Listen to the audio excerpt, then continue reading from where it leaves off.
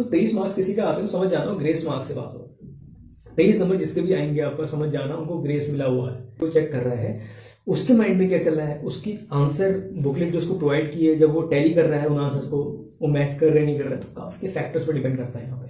ठीक है, तो ये सारी चीजें ग्रेस किन किन को मिलेगा और किन को नहीं मिलेगा, ये सारी चीजें डिस्कस करने वाला हूँ। ठीक है, तो सबसे पहले आपका यहाँ पे देख लेते हैं कि ग्रेस मार्क्स। ठीक है, क्योंकि सबसे इंपॉर्टेंट क्वेश्चन तो आप लोगों को यही रहता है कि ग्रेस मार्क्स कितने में मिलेंगे और कितने में नहीं मिलेंगे। सबसे पहले एक चीज आप माइंड में रखिए, कोई भी आपने यहाँ पे कोई भी एग्जाम आप अटेंड करते हैं, ठीक है, बोर्ड की बात कर रहा हूँ मैं यहाँ पे, जो पासिंग परसेंटेज होती है वो 33% होती है। ठीक है, किसी भी पेपर को आप थ्योरेटिकल हो चाहे आपका कोई भी आपका प्रैक्टिकल बेस्ड हो, तो उसका जो पासिंग परसेंटेज होती है 33 होती है। 33% आपका मैंडेटरी है। तो आपको अगर ये देखना है कि क्या कहते हैं कि आपके पासिंग नंबर कितने चाहिए, एटलीस्ट आपको कुछ नहीं करना है, एक्स मार्क्स अगर आपके कंप्लीट आपका टोटल मार्क्स एक्स मार्क्स का पेपर है उसका आप 33% निकाल लीजिए, तो ये आपका पासिंग मार्क्स होते हैं। ठीक है, पासिंग मार्क्स होते हैं।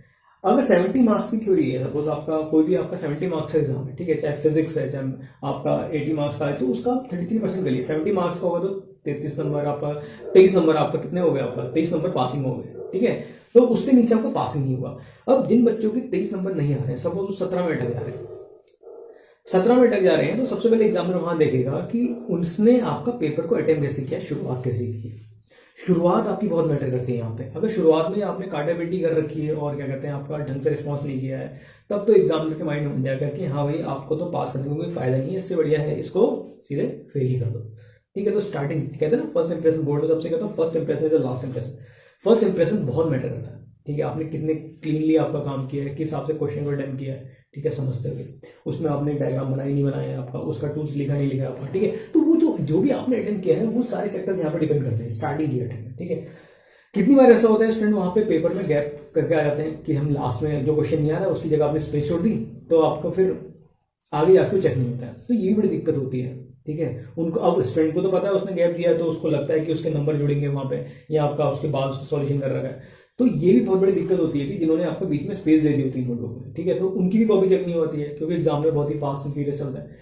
ठीक है, हालांकि आपके 3 आपको वहां पे कोऑर्डिनेटर होते हैं चेकिंग के लिए, लेकिन वो केवल आपका टोटल मार्क्स कैलकुलेट करने के लिए बैठे होते हैं। ठीक है, रिवैल्यूएट करने के लिए बैठे होते हैं, लेकिन तब भी मान लगाओ 1% चांसेस है कि आपके वो स्पेस भी आपका, चलो स्पेस भी आपका काउंट नहीं करके बाकी के लास्ट के क्वेश्चन वो चेक हो जाएंगे। ठीक है, तो इसलिए मैं आपसे कहता हूं कि फर्स्ट इंप्रेशन से बोर्ड में कोई भी 11th के बच्चे 11th से आप इंटर में जाएंगे, ठीक है, 11th से इंटर में जाने वाले बहुत सुधर जाइए भाई। फिजिक्स का पेपर का लेवल जो आएगा बहुत वो आपका तगड़ा होना था इस बार। ठीक है, तो कॉम्पिटिशन के बच्चे भी इस बार कर रहे थे, जो बच्चे मेरे से जुड़े हुए थे ऑनलाइन और ऑफलाइन, उनने बहुत अच्छा स्कोर किया हुआ है। ठीक है, फिजिक्स में। ठीक है, 99+ आपका बच्चों के बहुत अच्छा स्कोर करके आ रहे हैं। और जो क्वेश्चन मैंने बताया था आपका बोर्ड से पहले एक दिन पहले फिजिक्स में, ठीक है, और फिजिक्स का पेपर इस बार वो मतलब काफी बच्चे हैं और पासिंग परसेंटेज बहुत डाउन जा रही है आपका फिजिक्स में। ठीक है, क्योंकि जो पेपर है 90% बच्चे करें, 99% बच्चे करेंगे, पेपर का लेवल बहुत टफ था। और कौन सा सेट था आपका, सेट 3। जिन बच्चों का सेट 3 था नीचे बताएं आपका, और कौन से क्वेश्चन आप लोगों को बताएं। ठीक है, हालांकि मैंने जो टफेस्ट क्वेश्चन थे उनका सॉल्यूशन मैंने पहले दे दिया है आपका, लेकिन फिर भी आप लोगों का अगर कोई और है सपोज तो मैं उसका भी सॉल्यूशन यहाँ पे निकालूंगा। तो यहाँ पे देखिए सबसे पहली बात आती है कि जो पासिंग नंबर है कैसे निकालना है। एक्स मार्क्स का पेपर है तो उसमें 33% निकाल लेना, तो आपके पासिंग नंबर आ जाएंगे। इससे कम अगर आ रहे हैं तब उस 5 नंबर कम आ रहे हैं। ग्रेस जो होते हैं, मिनिमम ग्रेस कितने में अलाउड होता है, 3 मार्क्स का। ठीक है, 3 मार्क्स का ही ग्रेस होगा, उससे ज्यादा नंबर का ग्रेस नहीं मिलेगा। ठीक है, सपोज आपके 90 नंबर आ रहे हैं, चलो 1 नंबर टीचर ने और बढ़ा दिया, 4 नंबर दिए, 23 नंबर आपको पास कर दिए, तो 23 मार्क्स किसी का आते हैं तो समझ जाना ग्रेस मार्क्स से पास हो। 23 नंबर जिसके भी आएंगे आपका समझ जाना उनको ग्रेस मिला हुआ है। ठीक है, 25 नंबर वाली की बात नहीं कर रहा हूँ थ्योरी में, 23 नंबर वालों को डेफिनेटली ग्रेस मिला हुआ है, तो वो मार्कशीट से पता चल जाता है। ठीक है, अब ग्रेस नहीं मिलता है तो अगर इनका ग्रेस, मैं ये बताऊंगा अगर आपको ग्रेस मार्क्स केवल जस्ट पासिंग आ रहे हैं या उससे कम आ रहे हैं तो उसके पास भी बहुत अच्छे चांसेस आपके पास। मैं सब चीज डिस्कशन तो यहाँ पे बात क्लियर होगी, ग्रेस कितना मिलेगा, ग्रेस आपका 3 मार्क्स का मिलेगा। ठीक है, अगर आपका अटेम्प्ट अच्छा है, स्टार्टिंग में आपकी कवरिंग अच्छी है, तो उस केस में आपको क्या होगा, आपका एक्स्ट्रा नंबर मिल सकते हैं आपकी परफॉर्मेंस के बेसिस में, उससे ज्यादा नहीं आपका।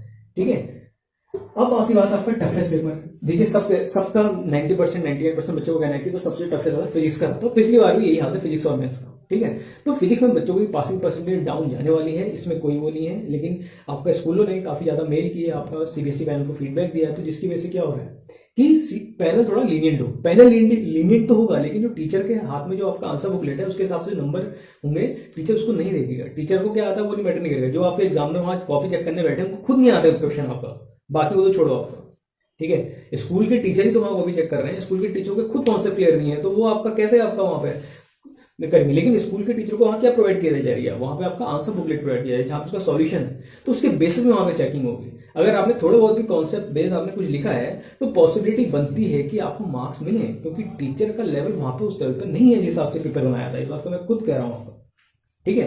तो कंपटीशन की जो प्रिपरेशन कर रहे हैं सिंसियर स्टूडेंट है, वही आपको उस पेपर को हैंडल कर सकते थे, अदरवाइज नहीं कर सकते थे, ठीक है, जिनकी जेई एडवांस और अच्छे लेवल पे प्रिपरेशन थी, ठीक है।